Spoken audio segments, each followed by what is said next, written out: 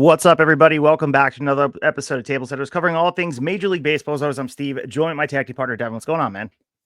What's up? What's up? It's almost here, Steve. We can smell it. We can taste it. I think this is the part of spring training where everyone's kind of looking away, just keeping their fingers crossed, hoping their favorite player doesn't go down a day or two before the season. We're just trying to get to Thursday or Friday, so let us all get there. Can't wait. So no warmer up the bullpen. Today, we're joined by Ryan Bass, a special guest whose work spans the national and local sports landscape with remarkable range.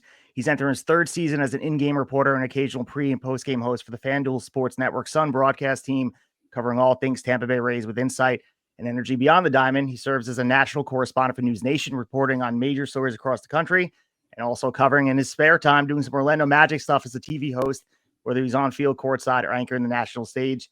He's a trusted voice in all the media, especially in Tampa Bay. You can follow him on X at Rye_Bass for his latest coverage. We're glad you have us join us today. How you doing tonight, Ryan? Steve, that was excellent. That intro was beyond what I deserved. However, fourth season, for the record, that's the only miscue you had. Other than that, you crushed it. That was by the way, you could shorten it by Rays reporter. That's it. That's all I need. I appreciate you guys having me. Thank you so much. Of course, man. Well, Ryan, reading through your bio, you keep busy, so thanks for making time for us. You spent that's why I appreciate you fellas understanding another 15 minutes so I could get a shower. Are you kidding me? That was speak with you. That was easy.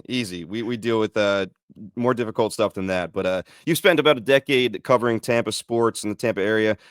Before we dig into the Rays, which is what we're mainly here for tonight, just talk us a little through your career thus far and how you ended up doing your current position for the Rays right now. How much time do you guys have on this podcast? Or we're long form. You go as long as you want. No, it's man, I'm so blessed. I've been I'm a Miami native, so born and raised in South Florida, which to the Yankee fans on your podcast, I remember 1997, but certainly 2003 very fondly for the World Series. And so I grew up a Marlins fan, but I've always called St. Petersburg home. Partly my dad grew up here, went to St. Pete High.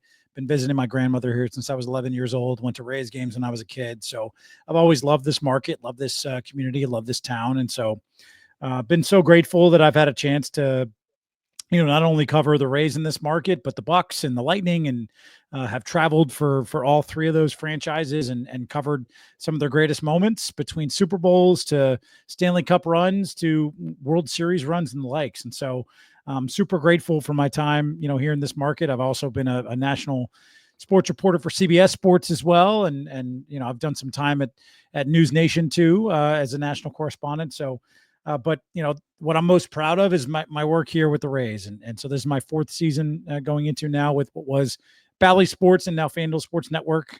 My first full season now as the in-game reporter. And so super excited for this year. It's going to be unorthodox. It's going to be fun. It's going to be unusual.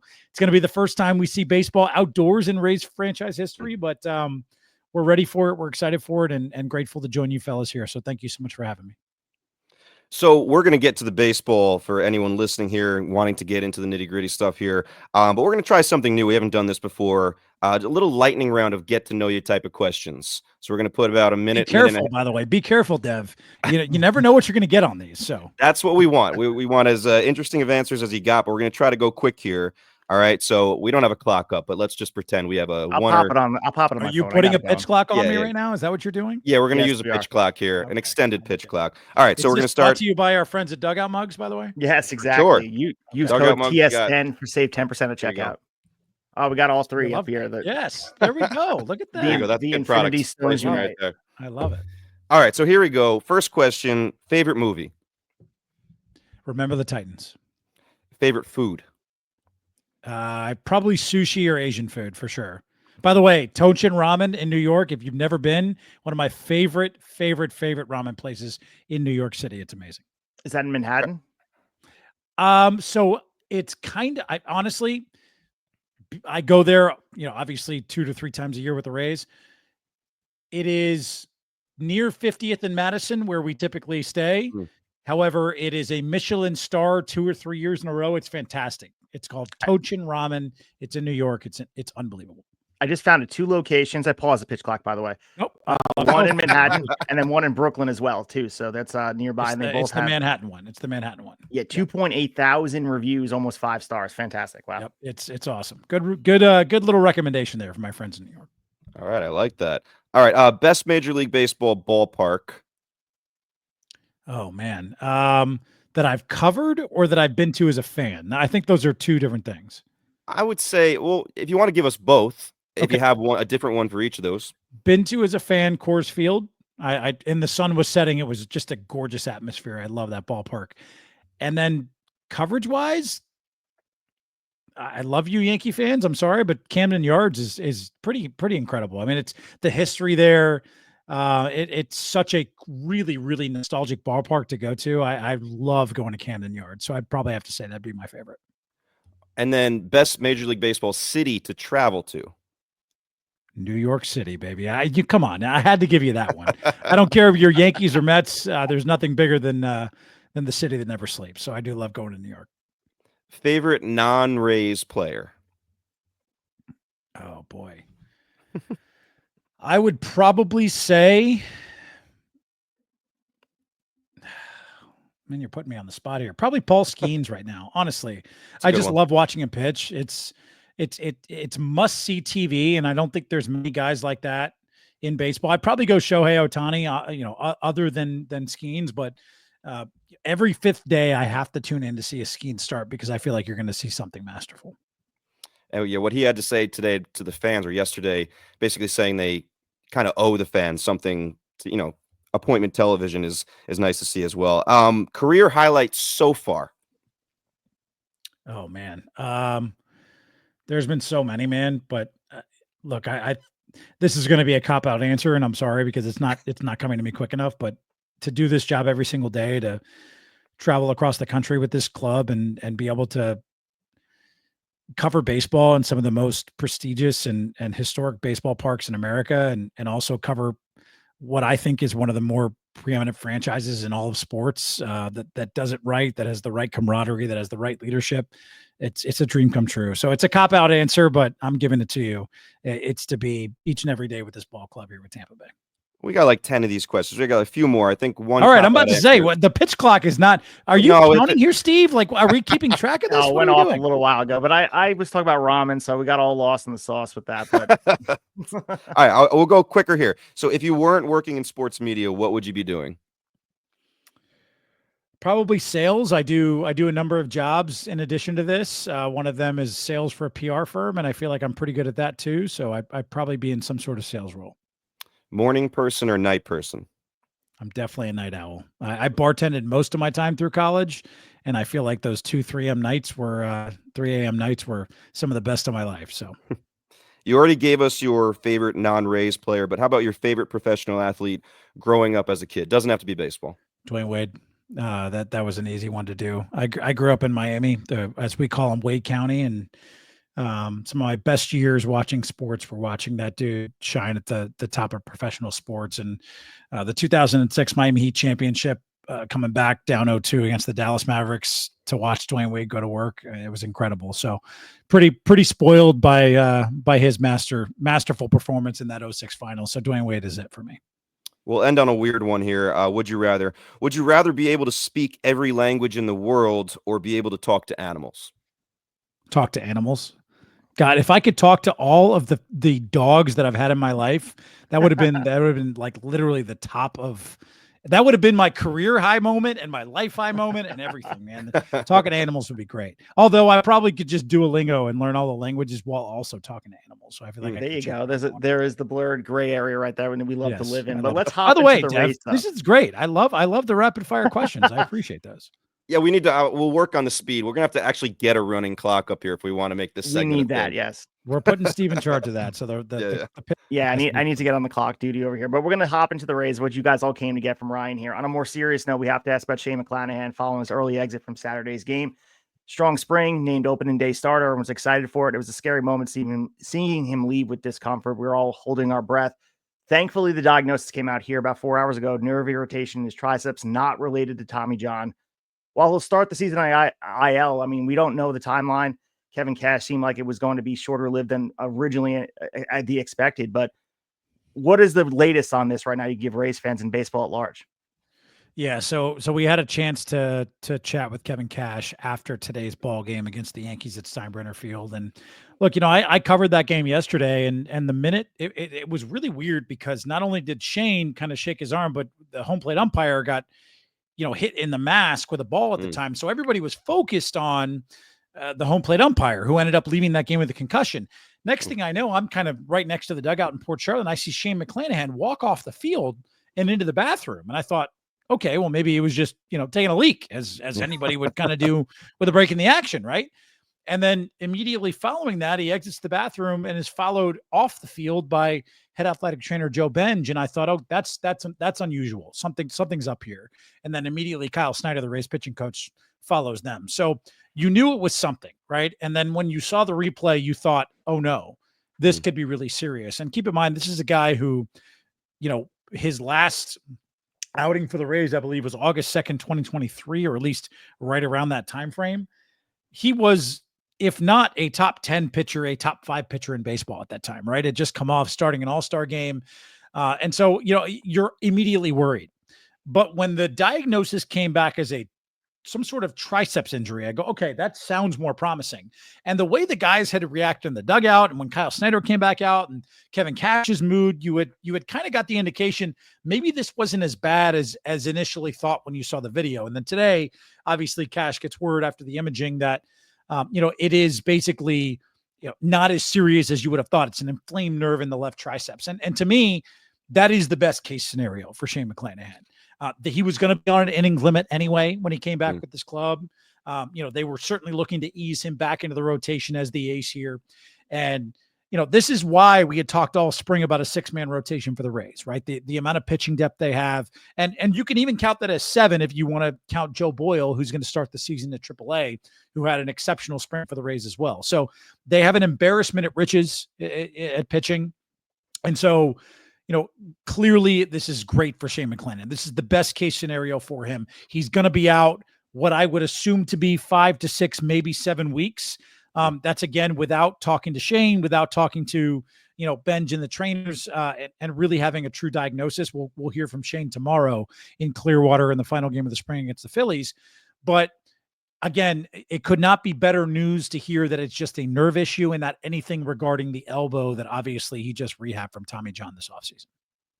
So you mentioned this before, that everyone kind of was reading the body language of the decision makers in the Rays organization, and everyone was kind of breathing a sigh of relief. But was there a notable shift just in the initial that you could notice from the players in the dugout, or just in general after the game? I understand there was conversation. Now we have the sigh of relief after the imaging, but there had to be some concern by the team and just thinking about Shane and missing him for the rest of the year because of what we saw last year. Well, we won't be missing him for the rest of the year. So that's certainly the good news, right? But yeah, of course. I mean, look, I had a chance to chat with Brandon Lau in game, yesterday. And that's, by the way, one of the things I love about the spring, the accessibility, the ability to talk to guys in the moment, when they come out of the game. And, I love those intimate moments with those guys. I value that throughout the season, but to do that in spring and really get to know what guys are thinking at a current moment or when they come out of the game is priceless. And so to get Brandon Lau yesterday coming off the field, before we even went on camera, I said, how you feeling? I mean, obviously it's scary with Shane. And he goes, I'm sprinting to the trainer's room when I get done with you. That goes to show you the level of care, compassion, and camaraderie that exists in this clubhouse. It's why I love being around this team. These guys love each other. They're not just teammates, they're brothers, right? That they truly love each other. And so, yeah. And even Ryan Pepio today, when he was called by Kevin Cash yesterday on the way home from Port Charlotte, telling him he was the opening day starter, he's like, man, this isn't the way I wanted to do this. I feel so bad for Shane. A guy who's getting his first ever opening day nod is reserved because of how he feels for his teammate. I think that speaks volumes. So again, best case scenario, so glad that Shane is okay. So glad that it's just, in terms of inflammation in the nerve, not anything more serious. They're going to take it cautious. I guarantee you that with Shane, but I cannot wait to see him back pitching in meaningful games and clearly, going to be a part of this 2025 rotation for Tampa Bay. That depth that you pointed to is just, now you see how important it is. I mean, 3 of the 5 teams in the AL East right off the bat that I can think of have been hit by pitching injuries now. Shane, obviously for you guys, Grayson Rodriguez for the Orioles, the Yankees, I don't know, half the rotation basically. And Yeah, I feel like Heel they're and Cole for sure, both yeah. those guys. Yeah. And And now Schmidt Clark too just Schmidt, got it word. looks Yeah. like, yeah. So it's like how that's why we see constantly these GMs now seem to want to go 7, 8 deep when they're trying to build this staff. And sometimes in the offseason, it seems like, what are they doing? We already have our 5 guys, but makes a lot of sense every spring training when you see this kind of happen like clockwork.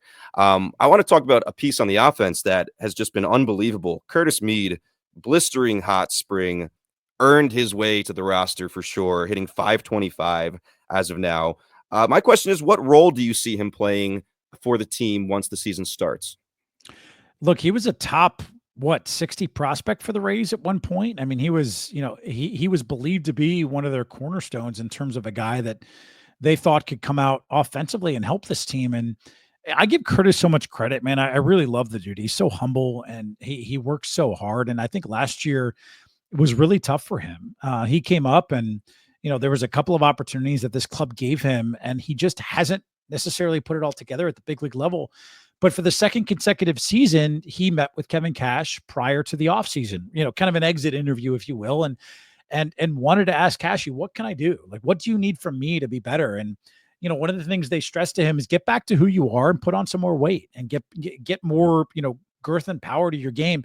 And man, he did that immediately in the offseason. He built an offseason. He built a gym in his garage in the offseason in Australia, where obviously he's from.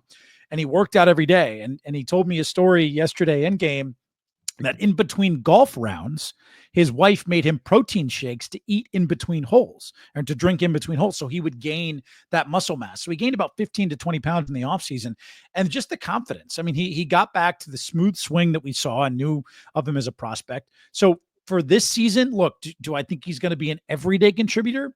Yandy Diaz is going to be there at DH. I think it's Jonathan Aranda and him who will switch off at first base. And he's been putting in work in the backfields on practicing his first base pick and being more comfortable at that position. Naturally, a more second or third baseman, as we've seen in the minor leagues. But I think what won him the job over Eloy Jimenez was not just the way he performed in the spring, but his versatility, right? The Rays value that. They want guys that can play 2, 3 multiple positions to be able to move around and be flexible with who they want to put in the lineup that day or who could play defensively. So I think it was not just what he did this spring, which was impressive. I mean, there's no doubt about it.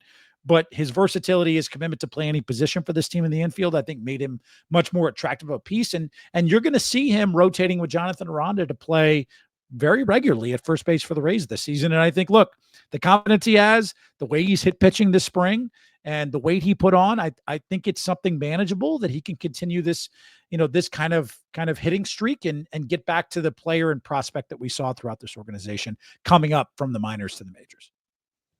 We talk a lot about young players, and really they're the heartbeat of the popularity of baseball. And a young player that's drawing a lot of attention resides in Tampa Bay, Junior Caminero. Last year, the Rays ranked 28th in MLB with home runs. It's clear they're hoping that Junior can help them bridge that gap, get a little more power in the lineup. Up and down spring thus far, he did hit a home run earlier today or yesterday, I believe. Is there any concern within the Rays organization right now, the slow start going to transcend into the beginning of the season? No, Kevin Cash isn't a concern, and nor am I. I mean, look, we saw what Junior's capable of in the Dominican Winter Ball and that viral home run trot that I don't think that bat has landed yet from when he threw it, and nor has he crossed home plate with how slow he went around the bases. Junior Caminero is going to be an absolute superstar for this club. I mean, the exit velocity is clear. You look at all of the metrics that tell you how good a player is offensively match up for what we're going to see for Junior Caminero. We got a 50-game sample size, and how much he matured in that time frame, I think tells you all you need to know. Yeah, he hit 128 this spring, hit a home run today, his 4th home run of the spring, had a multi-homer game mixed in there. But look at the way he hit that ball today. That was an opposite field shot, taking advantage of the dimensions of Yankee Stadium, or I should say Steinbrenner Field, if you will, similar to Yankee Stadium. I think he's going to have a superb year. And I going back to the offensive piece of last year, yes, we had Junior for a brief period, but injuries played a factor in that, right? The big drop-off you saw from 2023 to 2024 had to do a lot with the fact that you had so many key guys going to Josh Lowe, right? Starts the year with a hip injury and an oblique injury. He had a great year in 2023. Brandon Lau was out for a significant amount of time. And certainly he had, a good year in 23. And we saw what he was capable of a few years ago when he hit 39 bombs and was an all-star. Yandy Diaz was the AL batting champ in 2023 and had a sluggish last year, right? He tried to lean into more power. It just didn't work. They kind of course corrected towards the middle of the year, and you saw a more consistent Yandy Diaz towards that. So I think from our perspective, from a Rays sense, it's health is going to be key. And by the way, most of those guys I mentioned, Josh Lowe, Brandon Lau, left-handed hitters. The dimensions of Steinbrenner Field are going to work beautifully for those guys. Jonathan Aranda, who hasn't been able to put it together fully at the major league level, I think is going to benefit from that short porch and right as well. So I'm really excited, and I'm honestly really bullish about what this offense can do this year with Junior in the center of it, with a healthy Josh Lowe, who's had great spring. Brandon Lau has had a great spring. Yandy Diaz is going to lead things off offensively with what we could see from Johnny DeLuca, who could have a good year in center field. And the rest goes on, right? And then you've got guys waiting in the minor leagues with the second best minor league, prospect system in baseball, and a Carson Williams and a Trey, and also, Xavier Isaac, and you've got Chandler Simpson who's there as well. Trey Morgan is who I was talking about. So you've got so many pieces that could come in and help. But I genuinely believe we're going to see much more of a 2023 in terms of the Rays' offensive outlook than you saw last year in 2024 because of all the injuries that were there. So for the long-term of franchises, they look to lock up these players. The Rays recently extended Drew Rasmussen, Yandy Diaz, the aforementioned player we just talked about before. Is there a scenario that we can see the same happen with Junior Caminero? And has he given any indication they'd be open to that kind of deal that's team-friendly? I think we're too early on in that process to have a conversation about long-term deals. Do I think that there would be, look, if Junior comes out this year and has an all-star-like campaign, yeah, I could see them signing him to a long-term, contract. I think, look, there's a lot to be figured out. The landscape of finances in Major League Baseball is quite interesting with regional television contracts. And obviously the Rays are trying to figure out what they're going to do long-term with their stadium here in St. Petersburg, obviously declining the St. Petersburg plans for building a new ballpark and trying to figure out, what they're going to do long-term. All of that factors in. But, Steve, to answer your question, I think there's no doubt they want to try to sign Junior to a long-term contract. They see him as a cornerstone of this franchise. They believe in his talent. They believe in his work ethic. And one of the things that I think was really telling this spring is Junior did not have a great spring, as we just talked about. You couldn't tell any sign of it. He doesn't show the frustrations out on the field. The mannerisms in the way he carries himself feels like a 10-year, big leaguer, as opposed to a guy that only has 50 games in the majors under his belt. So I think it's that maturity, that confidence, and this year, hopefully taking a step to be more of that cornerstone franchise piece. But yeah, I have no doubt that this franchise wants to sign him to a long-term contract. I think it's a matter of when they do it and not if. We're going to talk more about the roster as we go through, but I want to talk about the division a little bit for a minute here. When I look at the AL East, Steve and I actually just got done doing episodes for each division, previewing each division and kind of making predictions as well. The AL East, when we did that one, to me, it's the only division where I legitimately feel like any team could win the division and any team could finish last, like all five. When you look at the other four squads, how do you feel the Rays match up, and who would you choose right now as currently constructed as the team to beat heading into opening day? I feel like every year, guys, this is the best division in baseball. Maybe last year by record and what we saw with the amount of teams that got into the postseason, it might have not been that, but year in and year out, there's no division like the American League East. In my humble opinion, and having seen these teams up close and the way they do business and the competitiveness and the rivalries that exist on the field, look, I think the Orioles are going to be the Orioles, right? And you look at, what they have and the talent, especially the young talent, with just so many abundance of offensive pieces in Gunnar Henderson and of course Adley Rutschman. And I'm very fond of Zach Eflin, having had time with him here in Tampa Bay and the way he carries himself. And obviously he'll be the opening starter for the O's. I think they're, obviously a 90+ win ball club. The Yankees I'm worried about their rotation. I just don't know if they have the arms to carry themselves through the rest of the year with the injuries they've had. Can they still stay healthy? Can Giancarlo Stanton be healthy? Obviously we know what Aaron Judge is capable of and how that lineup can, they're going to feast off home runs, and they're going to put a bulk of their runs on the board by putting the baseball out of the ballpark. And then you look at some of the other teams. I'm bullish on the Rays. I truly think with the amount of arms they have, the way the offense can course correct this year, especially playing in a hitter-friendly ballpark for the first time in franchise history, the bullpen is, I believe, and this is definitely bias going into it, but I've seen these guys go to work. This is the best bullpen in baseball. They have 6 to 7 elite arms. Like Hunter Biggie, who was going to start the year in AAA because of Shane McClanahan's injury, is now going to start the year with the opening day roster. And Hunter Biggie throws 100. I mean, this is a guy who could be a closer, with this club. Same goes with Edwin Uceta. Same goes with, Mason Montgomery. Same goes with Manuel Rodriguez, if you wanted to put him in that role. So I think they're super talented with what they have in the bullpen. I truly believe, I think the ceiling for the Rays this year is 93 wins. I think the floor is what we saw last year, which is 80. I think there's any range between that, which you could see. Boston obviously is going to be super talented this year. If there was any team that I think could win the division, and is my favorite, it's probably Boston with the talent they have, the rotation they have, the pieces they added in the offseason, especially with an Alex Bregman. Yeah, I definitely, that's the team that I would say I have, my calendar circled for, the potential of seeing a team that can win the division. And then for Toronto, you had an MVP candidate last year, Vlad Guerrero Jr., who obviously is coming into his own, but they didn't really do much to add to that. Sure, Max Scherzer adds to that rotation, but more of a veteran, older guy now. We'll see if Bo Bichette has that bounce back year that I expect him to have. I'm not impressed with what Toronto did in the offseason. I don't know how they get better or how they add to their win total. So I would say Boston's obviously up there. I would think the Rays have a legitimate shot, at the second spot in this division, in a wild card spot.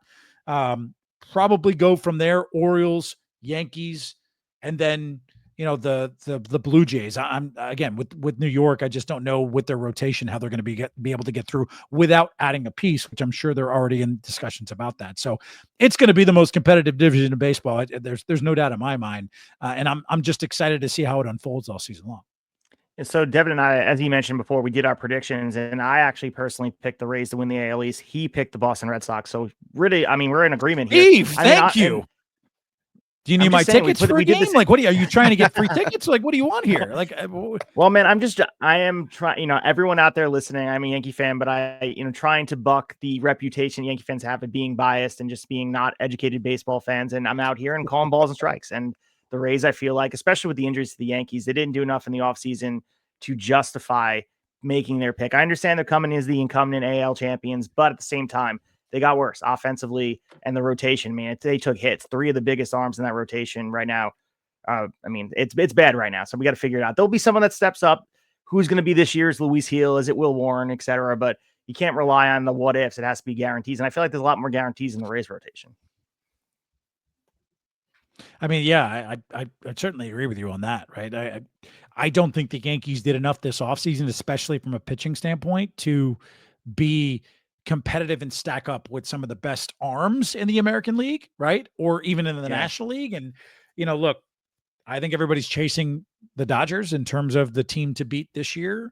In across baseball. They are the new evil empire, in my opinion, right? What they can do from a payroll standpoint, and what Andrew Friedman and the folks over there, former Ray, by the way, executive, what they do, in that organization is just second to none. So I truly worry about the Yankees, right? If they don't hit the ball out of the ballpark, or if they don't outscore teams, how are they going to win baseball games? Now, look, Aaron Judge is a monster, and I still think that lineup is going to put up, they're going to be in the top half of the American League in runs scored per game, no doubt. So I'm bullish. I see this team up close. I understand what a chemistry and camaraderie can mean to a club. I know how hungry this Rays team squad is. They made 5 consecutive postseason appearances, and last year to come up short, and to even be 80 and 82 with the number of injuries they had, the number of guys they had missing, and now those key pieces coming back this year. Thank you, Steve. I think there's a care package coming your way from our franchise for thinking we're going to be the. Oh the man, win, I appreciate that. I appreciate that. Well, I mean, you mentioned Andrew for Friedman. me. I don't know about them, but I'll send. Oh, okay. Well, I mean, they know me, Yankee fan, but it's a reciprocal relationship. You guys, you're taking residency, renting in Steinbrenner Field. But are we friends now? Is this what this became? Are we now friends now? I think this so. Is weird. We just became like every time I see friends, pinstripes, I see evil, and now we're supposed to be friends. Like this is weird. Well, you guys got the George Steinbrenner that you can be calling at home for 81 games. We'll talk about that in a little bit. But Andrew Friedman, you mentioned before, he contributed to the well-earned reputation for coming out ahead in trades, and the Rays continue that as well. We talked about the trade this year. Jeffrey Springs to the A's in exchange for the aforementioned Joe Boyle flamethrower. You mentioned before the depth, and obviously with McClanahan's injury, it changes things about where people are slotted. But do you see him factoring into the big league roster in a big way? Let's just say July 10th. Are we looking at him as a big contributor that they're expecting a lot from? I think they see him as a very key piece for this franchise moving forward. It depends on this. Do they make a move and trade a starter? Right. Because without let's say McClanahan didn't get hurt, right, in his spring start yesterday. They would have had to make a decision today or tomorrow on a 5-man rotation and slot somebody into the bullpen. Clearly, of how things are lined up, Zach Littell would have been that guy, right? Who, by the way, was an innings eater for them last year, was their most reliable starter, who got former Yankee, former Red Sox. The Rays somehow found him, turned him from a reliever into a starter, and he's been excellent. And by the way, I love the guy. A Tennessee Volunteer fan. We always rag on each other. Like I absolutely love the dude. And I'm so proud of what he's done with this organization. He would have been the guy probably to go in the bullpen and be that stretch starter where if Shane McClanahan or Shane Baz, both are coming off injuries, were, at least short or limited in terms of pitch count, I think Littell would have come on and done a little bit of long inning relief. But no, I mean, I'm so impressed with what they have in this riches. And I think Joe Boyle is somebody that they obviously targeted and acquired in the Jeffrey Springs deal. We saw the first appearance he had this spring, 14 pitches over 100 miles per hour. First appearance. And the big knock on him was, he can't throw it over the strike zone. He's got elite stuff, but you got to put it over the plate. He kind of mastered that a little bit this spring. Now, there were some erratic starts that we saw. And, certainly yesterday he came in long relief, gave up a couple of homers and a couple of walks. But I think the key thing for them is they're trying to stress on him, trust your stuff, right? Trust the stuff that makes you an elite guy that can potentially slot into the top of rotation. And be comfortable enough to know that if you're as dialed in as you can be and you throw it over the plate, most guys can't do anything with it. And if they do, live with that result and move on. And I think you're seeing the fruits of that labor this spring. And so, look, this organization under Kyle Snyder, he's a wizard, right? This organization is known for taking guys who may have had off careers elsewhere and turning them into studs as pitchers. And I think Joe Boyle is the next in that. I have no doubt he's going to make an impact at some point this season, and he's going to slot into that rotation at some point. I don't know when. The hope from my perspective is these guys stay healthy. This team is competitive in a playoff spot most of the season, and Joe Boyle isn't needed, but an added addition as we get towards the end of the year. But who knows? I do know that they're very, very bullish on him. They like the stuff. He was very good this spring.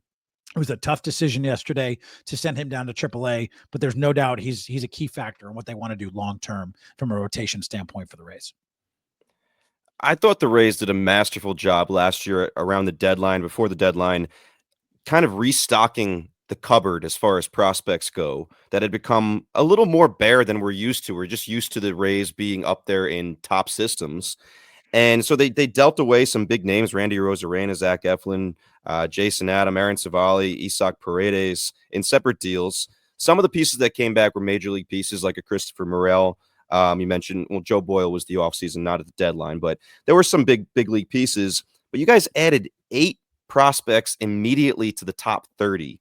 And I think some people were surprised. I want to know if you were surprised in the offseason that dealing didn't continue as much. I know there was a lot of rumors going into the offseason about maybe a Brandon Lau being dealt somewhere, maybe Yandy Diaz being dealt somewhere, and they were not. They held tight to those guys. Were you pleasantly surprised that they stopped there and wanted to continue being competitive on the major league roster this season? Hopeful, maybe not pleasantly surprised, because those are two key pieces of this clubhouse and key pieces of the way the Rays do business. Brandon Lau is the longest tenured Ray. And I mean, he's been on record of telling us, like, I want to be a Ray for life, which, you think of some of the legendary pieces of this franchise. Kevin Kiermaier didn't finish as a Ray, and Evan Longoria didn't finish as a Ray. Carl Crawford didn't finish as a Ray. David Price didn't finish as a Ray. Right. So for Brandon Lau to say that, look, I think the hope is that he has a great season this year, and it'll make it really hard on the front office, that if the Rays do stumble out of the gate and don't have the year that they expect, to to trade him, right? Yandy, they just signed him to they just picked up his option, I should say, and a vested option for the following year. Yandy has been a key piece. Look, he's not the prototypical leadoff hitter, right? But they're so contingent on, and I think this offense is so contingent on him being really good, right? And him being able to play, as many games as possible. And so there's a reason why they're going to put him primarily at DH this year. And it's to try to keep his legs fresh, keep him in the lineup, and focus on being productive at the top of that lineup. So was I surprised? Yeah. I mean, I was waiting for the alert to my phone from, Jeff Passan and the likes of, Brandon Lau and Yandy Diaz traded. And I was very, very, very happy that when I showed up at spring training this year, that those two smiling faces were there in the clubhouse, because they mean so much to this organization.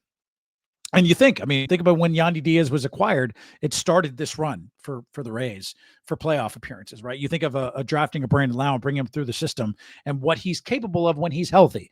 You see that the body frame, it doesn't look like a guy that's Aaron Judge that's going to hit 40 homers, but he's capable of it, especially this year at this ballpark. So I'm pleased that those two are still in the fold.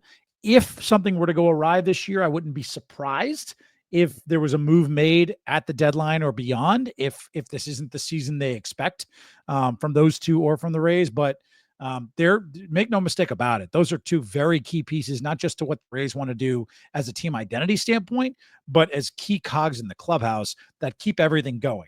Brandon Lau is a leader. He's the voice of everything. Everything runs through him. Yandy Diaz, it's always, I wish you could see the camaraderie between Shane McClanahan and Yandy. They are always effing with each other. It's awesome. Like, I love their relationship. So, I really hope with a Brandon and a Yandy, those two are here to stay. And clearly they're key pieces of what the Rays think could be a really good year this year. So we mentioned him before, but Drew Rasmussen is working his way back from his third elbow surgery, a significant milestone in any pitcher's career, as we continue to note. We saw you sat down with him recently, and you had this, great article talking, I think it was beginning of March, and the conversation you had over there. What were the expectations for his return and his overall impact this season as he comes back for that third elbow surgery? Because it is pivotal in his career at this point. I'm so impressed with the research you two do ahead of these interviews. I thought, you guys are just going to bring me on and BS about the Rays. And yet, Steve, you read off the most glowing resume I've ever been introduced as. And now I got you, Ryan. Having watched my clips, I appreciate it. Drew Rasmussen is a key piece and a huge piece of what the Rays envisioned this year. If you remember, Willie Adames was really a face of this franchise, especially during the World Series run in 2020. He was beloved here in Tampa Bay. I wasn't covering the team at the time in the same capacity, but I worked as the main sports director at our CBS affiliate in Tampa.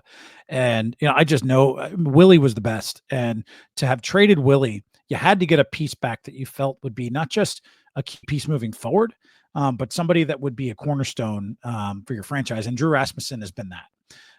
And just getting a chance to sit down with him, 2 weeks ago and chat about his third elbow surgery and the brace that he got put in and the rehab, and having to yet again get back to being the pitcher he was. We saw him last year come off of surgery back to the club in a bullpen capacity. And he made it clear to this team before he signed his extension this offseason that he wanted to be a starter and he deserved to be a starter. And I'll tell you what, I remember being in New York on May 11th, 2023, when he pitched a brilliant outing, maybe the best outing of his career. And then the next thing you know, we get a text of that, that he's in the training room. And then next thing after that, it's like 60-day IL. And it's like, what the hell just happened?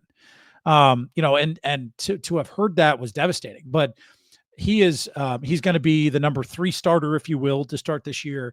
And I think, he's really a key pivotal piece of what they want to do moving forward. I mean, stuff is nasty. He's progressed.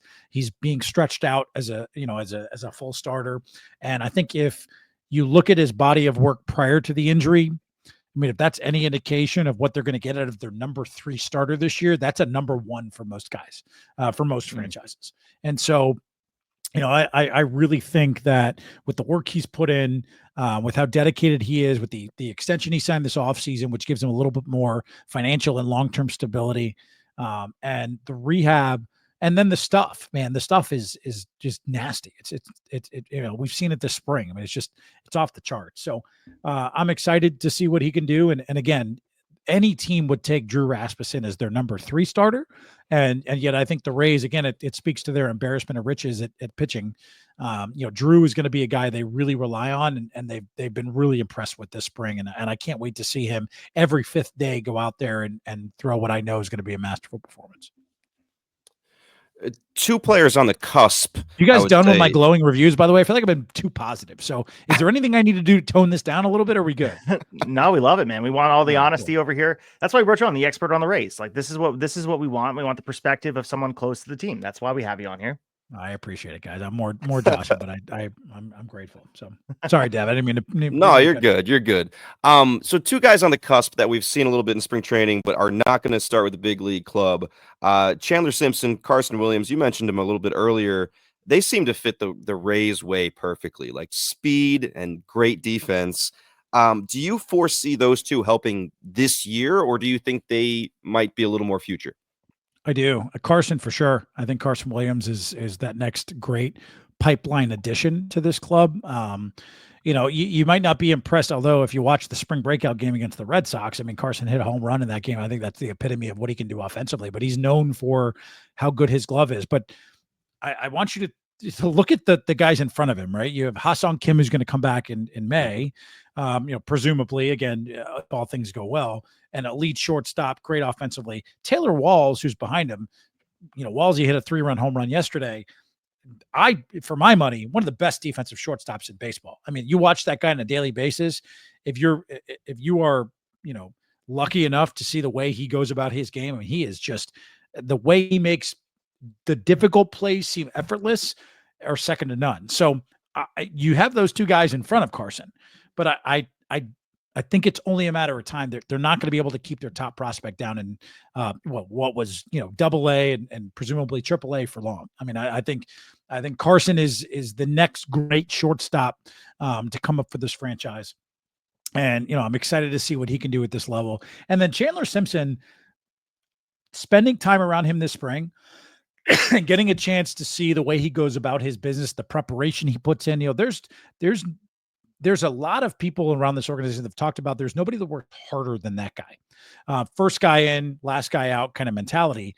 But it is true. I mean, I would show up to the ballpark, at 6 a.m. to get there ahead of clubhouse, and there's Chandler walking in before anybody, and the mentality of always keeping that chip on your shoulder, because he was so under recruited prior to ending up at Georgia Tech. But the under-recruited, the mentality of they doubt me, they don't appreciate me, scouts don't understand my skill set. That guy has you talk about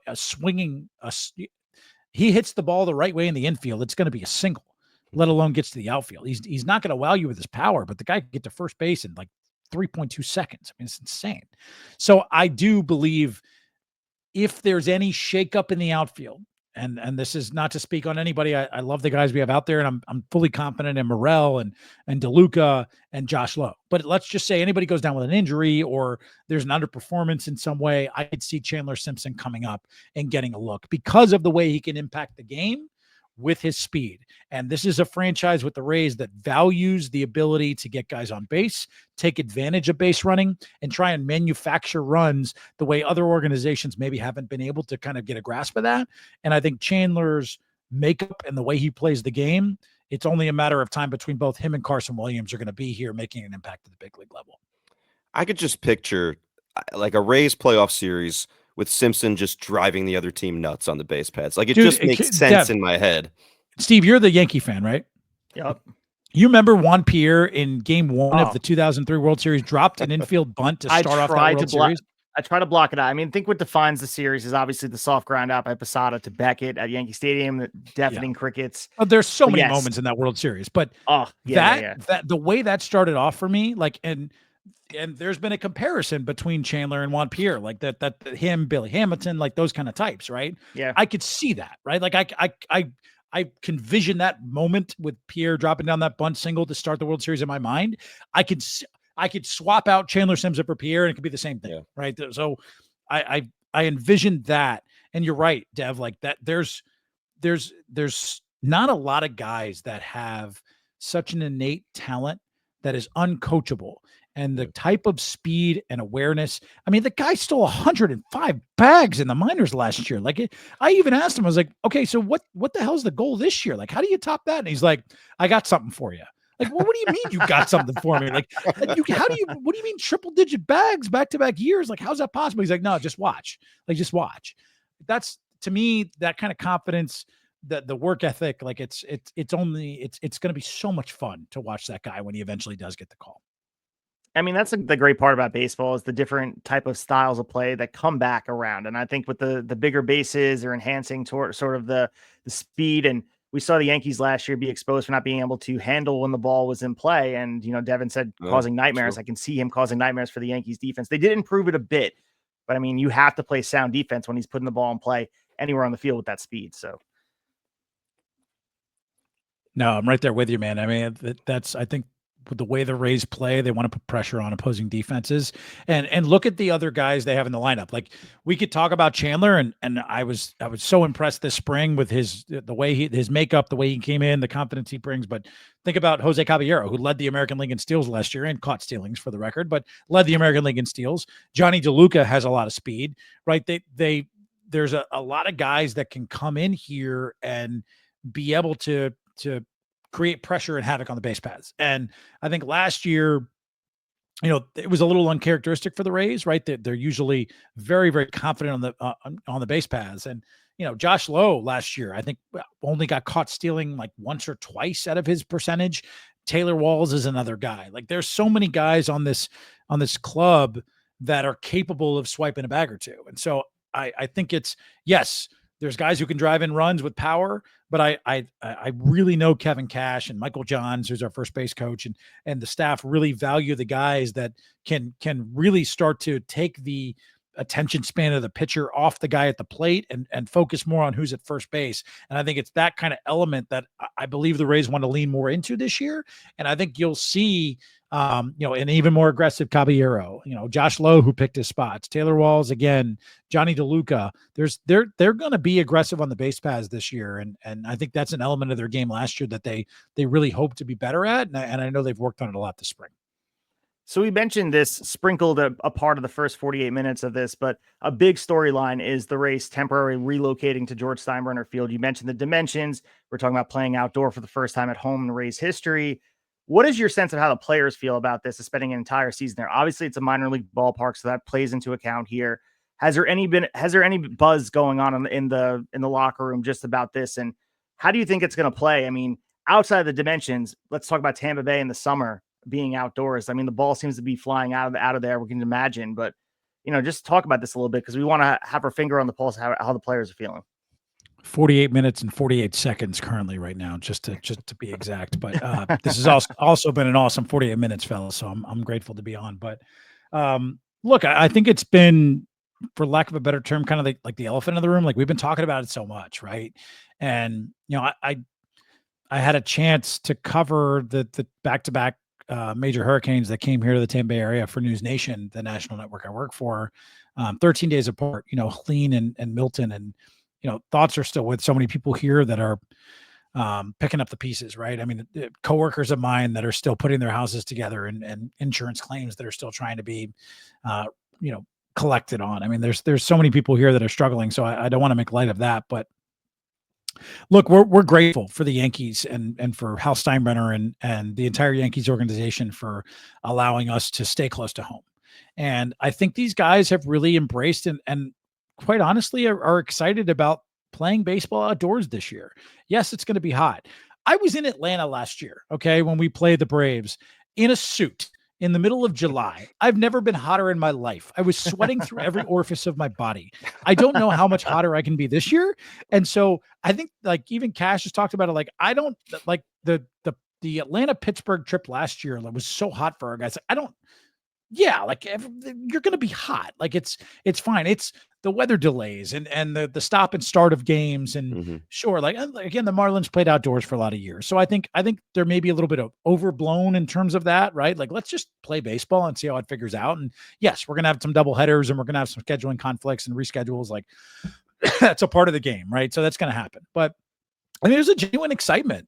You know, a lot of people can rag at the Trop or the attendance. I'll tell you what, there's nothing better than 72 degrees all day, every day inside that ballpark when it's 105 outside. Like for me personally, like there was the feeling I would get when I would open that door from the media gate and walk into the air conditioning was like, it was a religious experience for me every single time. Right. So to not get that, like, yeah, that's going to stink, but it's going to be really cool, man, to see the sunsets, to be outdoors, to see the way the ball carries, to have the element of like outdoor baseball. I mean, I think the guys are excited. And by the way, like the Yankees poured millions and millions of dollars into what is not only the best minor league facility from a locker room and amenity standpoint, but to remake that ballpark and for the players union and everybody to get together to make it accessible for not just the home team, but the visiting team. Like it's going to be great. And I think the players are excited. You know,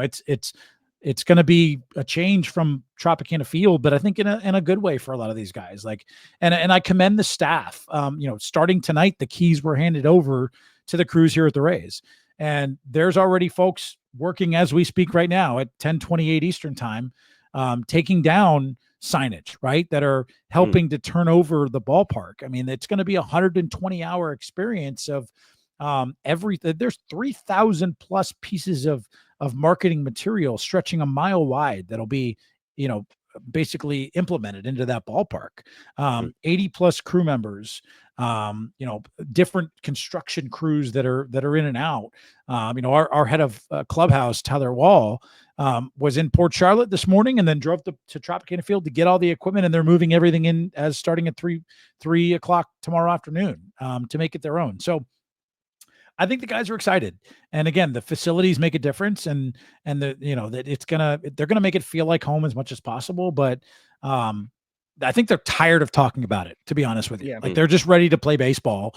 And as Shane McClanahan said to me like a couple of weeks ago, it's a field, there's a ball. Yeah. Like we're good. Like it's there's a lot of talk about it, but like it's baseball. It's what these guys have done their entire lives. And it's just going to be outdoors this year, which going to be hot, going to be rainy, but we'll all deal with it and we're all going to get through with it. And I think the guys are certainly excited for what's ahead. So I think a lot of people didn't consider the decorative process that goes into this. And I didn't even think about it even until now. Like, are they bringing the banners over there? Are they bringing the division titles and the American League pennant over there? They're hanging them up and making sure it looks like home. Yes, all of our wild card banners will be there for all the Yankees fans. I like to point that out every time they come to Tropicana Field. No, yeah, look, you know, it spells out Yankees right on both, you know, baselines, first and third. That'll be replaced with Rays in the starburst, right?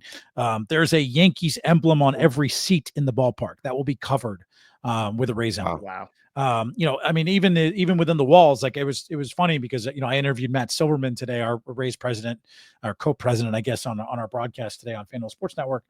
And, you know, I got a chance to see him as he was walking into the ballpark with his young daughter, and his daughter was pointing to Yankee signs, like, as we're walking to the ball, like, is that one going to be covered, Daddy? And he's like, yep, that one's going to be covered. Like, wow. So I saw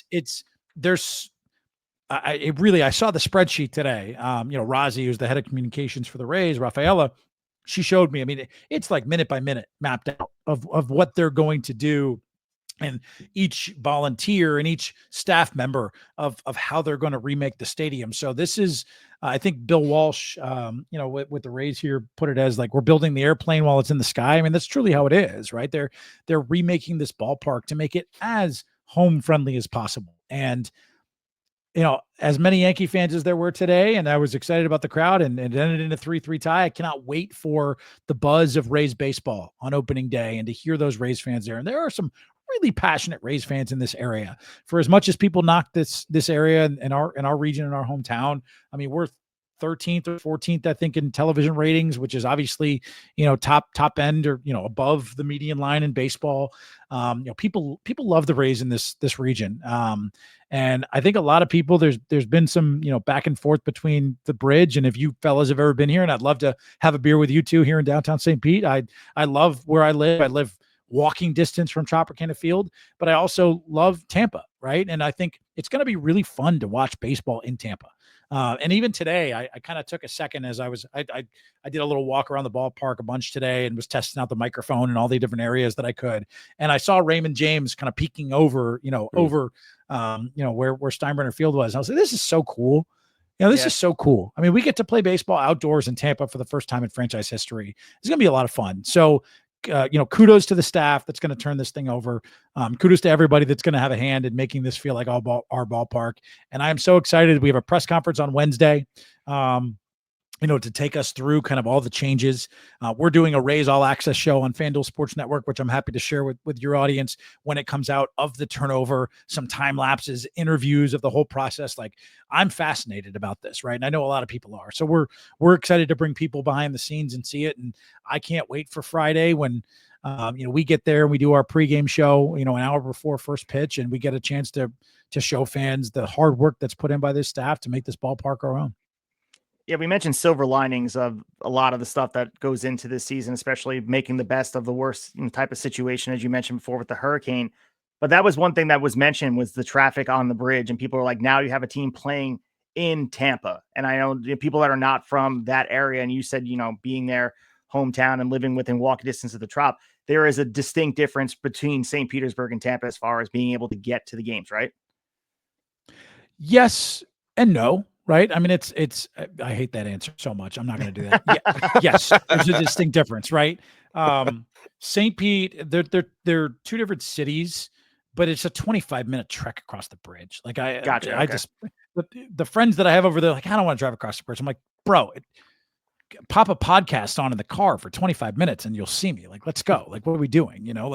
Yes, there's a little bit of that dynamic, but, it's different. St. Pete's a little bit more eclectic, a little bit more artsy, right? A little bit more craft brewery type of town, and Tampa's a little bit more Miami light, if you will. Like that's kind of how I would compare the two cities. So it's going to be different, but I personally am really excited for the folks and the fans that I've heard from for years, and not just the last 4 years that I've been a part of our broadcast crew, but the last 15 years that I've called this home, or since I was 11 years old and going to Rays games, like, to the fans that are like, I don't want to drive across the bridge. Well, now's your excuse to not drive across the bridge. Come to a Rays game. There's 11,500 seats. We want to fill that thing up every single day. This is your chance to come see baseball in Tampa. Support the team. And by the way, maybe if you support it well enough, there'll be a ballpark in Tampa soon. You just don't know. So if that's what your end goal is, and if you're like, I don't want to drive across the bridge to St. Pete, well, guess what? Now's your opportunity. So, I went from a 10-minute walk to a 35-minute commute. I'm certainly not as happy about that as I'm sure most people are, but it's going to be fun, man. It really is. And to see the battle between the bridge, whoever lives on each side of the bridge, like, this is going to be cool to see Tampa and baseball kind of combine for the first time in franchise history. So tune in every game on FanDuel Sports Network and see how it looks, guys. I'm ready for it. So we can't talk about their temporary home without referencing what hopefully is their long-term home. And there's a stadium saga going on that everyone's keeping their fingers on the pulse. And the tensions between the Rays ownership and the city officials seem to have escalated in recent months. And now we're hearing reports that Rob Manfred is pressuring Stu Sternberg to potentially sell the team. What is your perspective? Obviously, you're partial to the team staying in the market. You're passionate about the fan base, knowing that they'll come out for them. How much substance do you think that there is to these rumors? Or do you think it's just people making a lot to do about nothing, especially what happened in Oakland, where it's a little bit of a sensitive topic right now? I'll be honest, and this is not a cop-out answer. Like, I don't spend a lot of time around those conversations. I really don't. I did see Stu today on the field, and I adore every opportunity I get to chat with him, and so grateful for his support and how much he supports me in the role that I do in storytelling and being able to bring our fans closer to our team. Look, I think for for somebody who has been in this market for a long time, and I lived here full time since 2012. I lived on and off between Nashville for 2.5 years, but I've called this home since 2012. I've been visiting here since I was an 11-year-old. My father grew up here, went to St. Pete High School.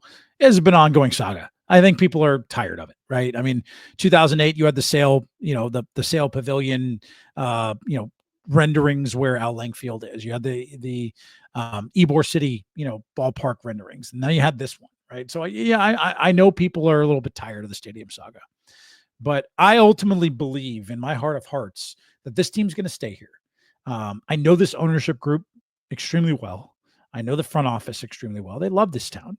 They love this city. Rob Manfred and Major League Baseball love having a team here in this area. I think they're going to figure it out.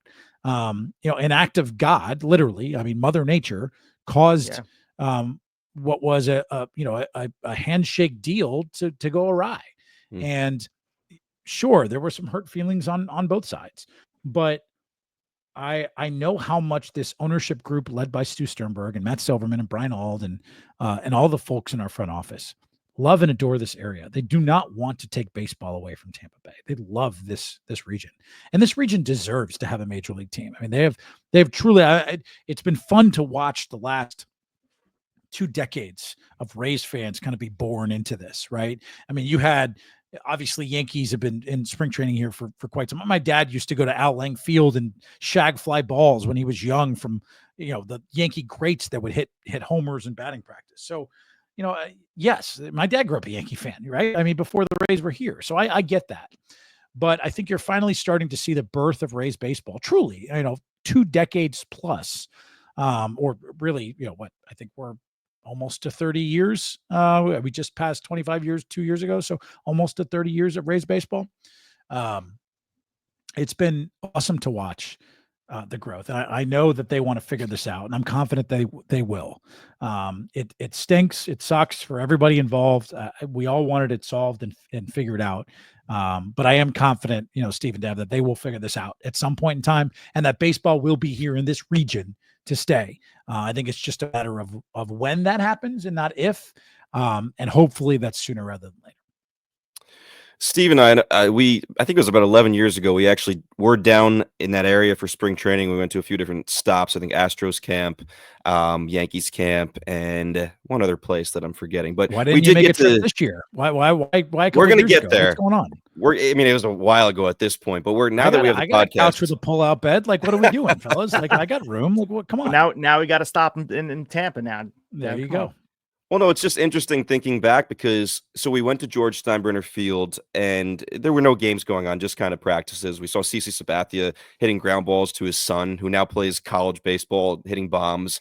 So it's cool to think back to that. But we also took a tour of the Trop, and now to think that those two are kind of one and the same this year is very interesting to see how that goes. But Ryan, you've given us a lot of time tonight. Great answers, great perspective.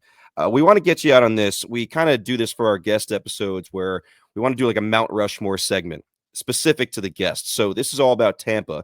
It doesn't have to be limited to Tampa baseball. Tampa sports, if you were to make a Mount Rushmore, 4 people on there, who would those 4 people be? Wow.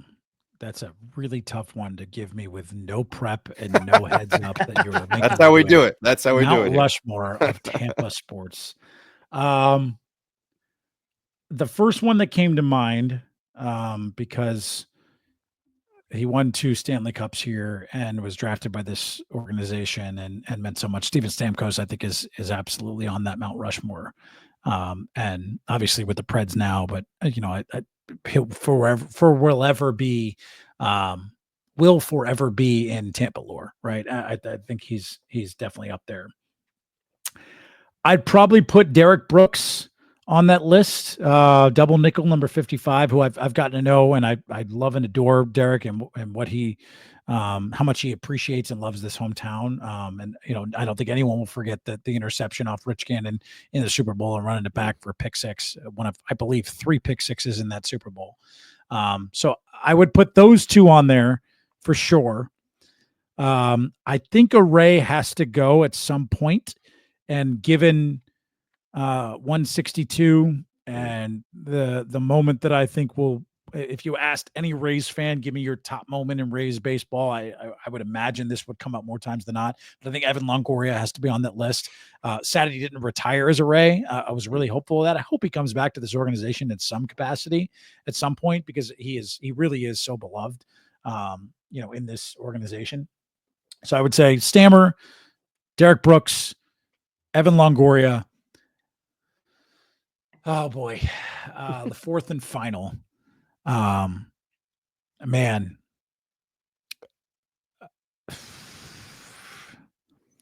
this is me racking my brain currently and trying to filibuster so I can think about all the greats that have come through this town. But I guess if you look at, do we get like a Warren Sapp up there? Does he qualify? No, I was gonna go with coach, like some sort of coach type. Yeah, that works. I mean, there was a Tony Dungy or John Gruden thought in my mind for those guys. But you know what? I'm going to go out on a limb here. And because I got to experience the Super Bowl in the COVID era, and because he came over in free agency and won a Super Bowl in his first year, I think I'm going to put Tom Brady on the list of Mount Rushmore in Tampa.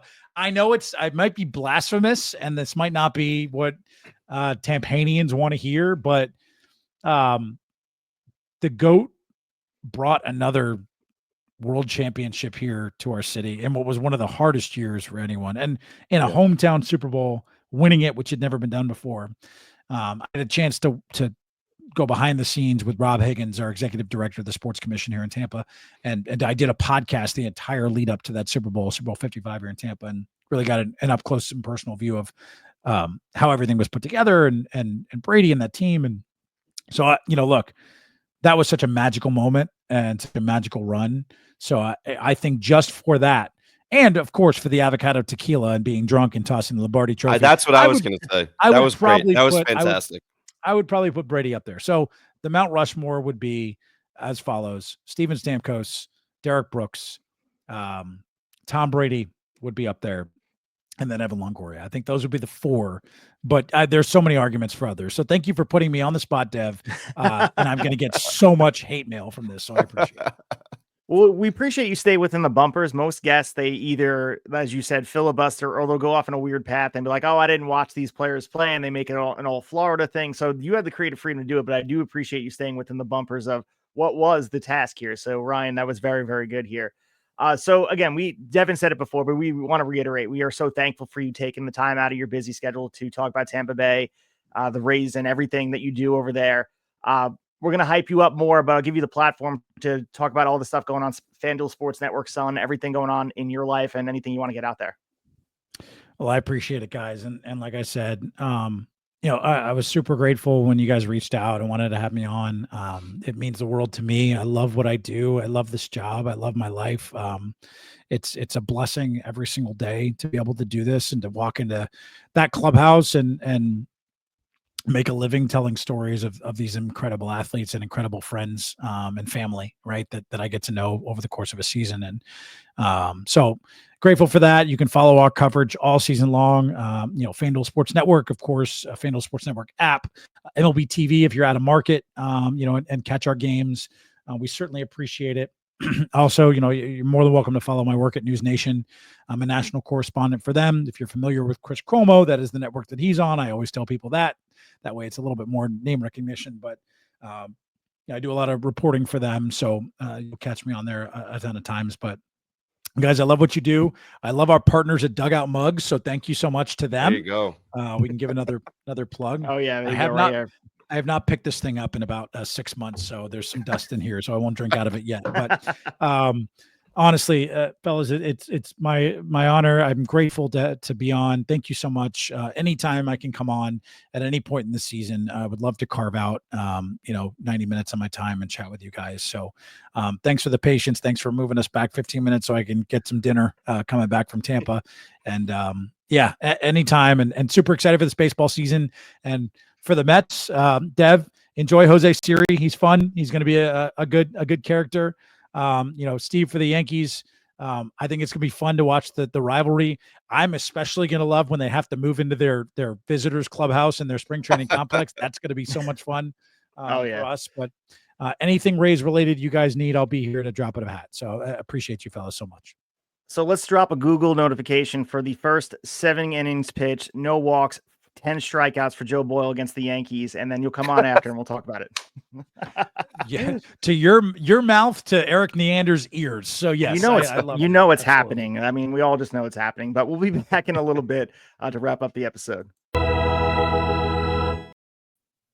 All right, we want to thank Ryan Bass again for joining us here, talking all things Tampa Bay Rays. And Devin, we say this all the time, but one of the best episodes we've done this far, and going over an hour talking about the Tampa Bay Rays. And we could have went longer. There was so much to talk about, but I figure we'll have him on, as I mentioned, sometime when the Rays dominate the Yankees, sometime midsummer. Yeah, man, it was an awesome interview, great perspective. And man, some of these guests have this effect on me where we end the interview and I'm just like, I'm so high on the Rays now. And if you listen to the AL East episode, I feel bad. I had them in last place. You had them in first. I had them in last. I did say I felt like an idiot putting them last when I said they also had the best pitching staff in the division. But like after listening, he makes a lot of good points. If that team is healthy, they're talented as hell. I think playing outdoors is going to help the power. Some of those guys they have there, like a Caminero and even a Jonathan Randa, who's a guy I like a lot and I think could put it together this year. There's a lot to like, man. Even with the McClanahan injury, there really is. When you hear that perspective, there's reasons to be bullish, as he said. Yeah, and the interesting perspective that I didn't think of, that I think a lot of people will pull from this, is the redecorative process that's going on with So cool. George Steinbrenner Field, that I wasn't even thinking about all the logos. And you just assume that they would kind of just occupy as a rental, but it's just like anyone moving in that rents, like you're going to decorate to make it your own. And it seems like it's happening overnight. Like as he spoke, people were moving in the night to put things up that's Tampa Bay memorabilia, and making sure that even covering the Yankee sign with the starburst of the Rays, that, like, to me, that makes it their home, and they probably should do that. I wonder if they're going to take down some of the other things, like infrastructure wise. I know they have the Yankee Stadium. What do they call that? The fencing in the background, the classic Yankee logo. Are they going to take that down, or are they going to keep that there? Well, don't they also have, like, outside the stadium, like almost like a model of the Monument Park? Don't they have that there? So like, I don't know if they can touch that. Like that, I feel like is, even though it's not like the real one, I feel like that's kind of sacred, right? I don't know if they can touch that. I'm curious, but the Yankees are their landlord at this point. So I mean, I guess you put holes in the wall. I mean, you just spackle, or you have to pay, you give back your security a little bit. So who knows? I mean, maybe you do something and ask for forgiveness later. That's true. I mean, I will say, I'm interested to watch the special he was talking about that they're doing, where they're going to kind of go through all the changes. I guess that'll come out in a few days from now. But we'll repost if I see him post it, and he posts. He's a great follow on X if you're a Rays fan, and even if you're just a baseball fan, tons of updates like every day. So I'm sure he'll be posting that up once that is out there, but we'll repost it as well if anyone's interested in watching. I think that'll be interesting to see. But yeah, you're right. Ask for forgiveness later. I remember when I was living in my rental house with 2 college roommates many years ago at this point, we like kept it pretty nice for the first like a year and 7 or 8 months. In the last 2 months, we put 3 holes in the wall, and each of us, three roommates, were responsible for one each. And I won't go into how each one happened. That's like a whole nother podcast, but and a different one as well. But yeah, so we'll see what they do. I think it's really cool to see that they're making all that effort, as they should, to making it feel like home, not just for the team, but for the fans too. Yeah, it just seems so obvious to talk about that now, like, and now that he said it, but like, I honestly didn't consider it. I was just thinking about the physicality of the dimensions, and thinking about the weather and the minor league. And I understand that the Yankees, so their minor league facility is probably better than a lot of major league parks. So that is something to consider as well. The other thing that was interesting to come up, and it did come up at the end, with Tom Brady and his effect on Tampa Bay sports. And I think that plays a huge part, because when we talk about markets to keep their teams, Tampa Bay has become a really essential market in the sports world. He mentioned the Lightning and their cups, and really their dynasty adjacent type of run, and the Buccaneers, as well as what they did. It is, I mean, it's hard to imagine a Tampa Bay market without the Rays. And I think that's the difference of what happened in Oakland. And not to dig up old wounds and talk about that a little bit, but obviously the Raiders left, and Oakland was kind of the last person holding the bag. But I think there may be a pressure to keep the the trio together, all the major sports markets together to, I don't know, rally to keep Tampa there. And I'd imagine, I mean, his positivity is radiating off me right now, but I think they're going to stay. But there's a lot to work out from now until then. And at the very least, we can be happy that they're playing in Tampa because of this minor league ballpark. And you wonder what would happen if they didn't have this option. It's kind of a scary notion. Yeah, there's a lot to read about that topic, so you can get a lot of different opinions and thoughts. But I have seen a few things that have said, even if they do pressure the ownership, the current ownership to sell, they want the Rays in Tampa. So, like, it's not necessarily that they want them out of there. They just have lost some faith in the current ownership with the whole falling out with the city kind of thing and losing the stadium deal. But I will say, I actually liked his answer when you asked him about his perspective on the whole possible ownership change and all that stuff. Basically saying he tries not to put any energy towards thinking about that. And, some people might listen to that and think of that as a cop-out answer. But honestly, I could tell he was being genuine. And I was going to follow that up by asking him if he thought the players could be distracted by that. But once I heard his answer, in my mind, if he's thinking like that, I guarantee you the way he's described that clubhouse of being so close-knit and so excited for the season and wanting a little bit of redemption for last year, I think the answer would have been the same. Like it just sounds like this team is laser focused on having a bounce back year. And bounce back is a weird word because what do you say? They're 82-80 last year. They weren't even that bad, but they just had some bumps in the road with injuries.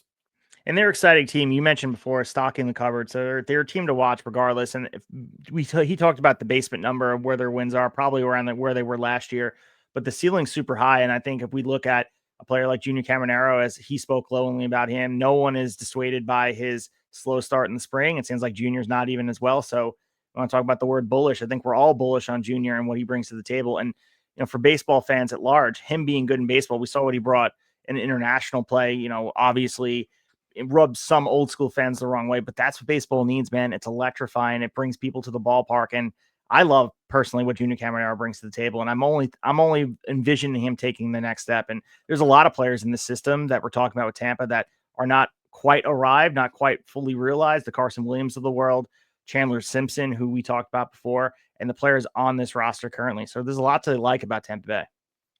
Yeah, and related to this is the Rays do not open up on Thursday with the rest of the league. 28 teams will play on Thursday, opening day, because I guess they needed a little extra time to get that stadium ready, which makes sense. The Rays and the Rockies at George Steinbrenner Field, Friday at 4:10. That is their opening day.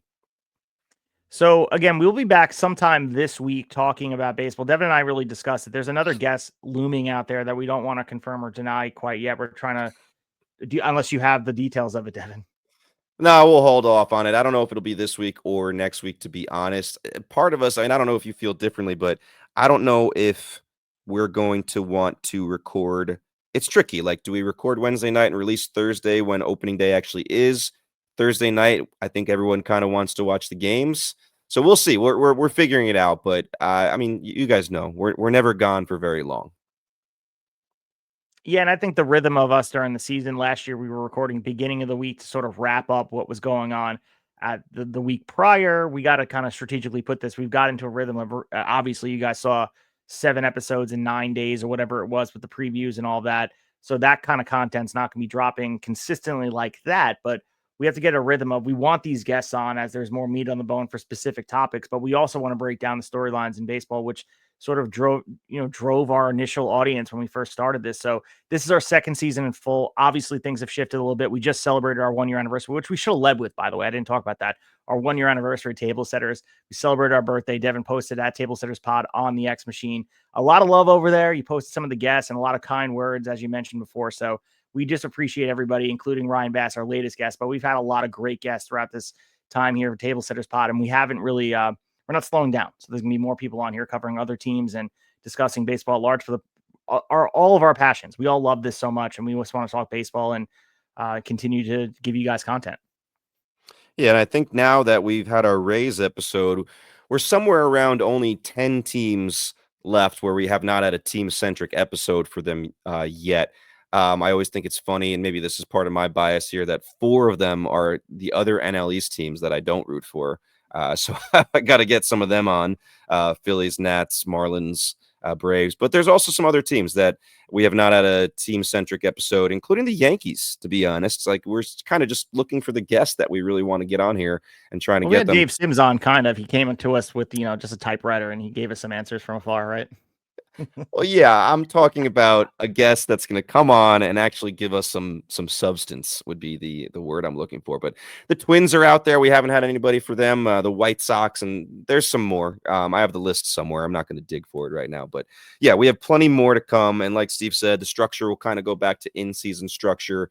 If you're a longtime listener, you might remember how that goes. A little different than the offseason. Offseason was a lot of predictions and off-season stuff and analyzing trades and free agency and things like that. So it'll be a different feel, but looking forward to it. Looking forward to Thursday and Friday and Saturday and Sunday. Give me all the games. For sure. And as we wrap up this episode, also just want to give a shout out to our good friend Matt Russick out there. His son Hudson went 2 for 2 with a triple, a double, and 2 runs scored. Celebrating today. So he got the game ball. I posted a picture on Instagram. So I want to give a shout out to Hudson, future MLB player that we'll be talking about 20 years down the line. Let's just get him on now. Yeah, let's get him on now. It's not we're not going to wait. Well, congrats, Hudson. If you're out there, man, listening, if your dad, just show him this clip. We're proud of you, dude. We're covering you on here, and keep it up. So we'll be back next week. Follow us on Instagram and on Twitter at Tablesetters Pod, talking all things Major League Baseball. We're so excited for opening day. It's right there. We can grab it. Until that time, we'll talk to you after a while.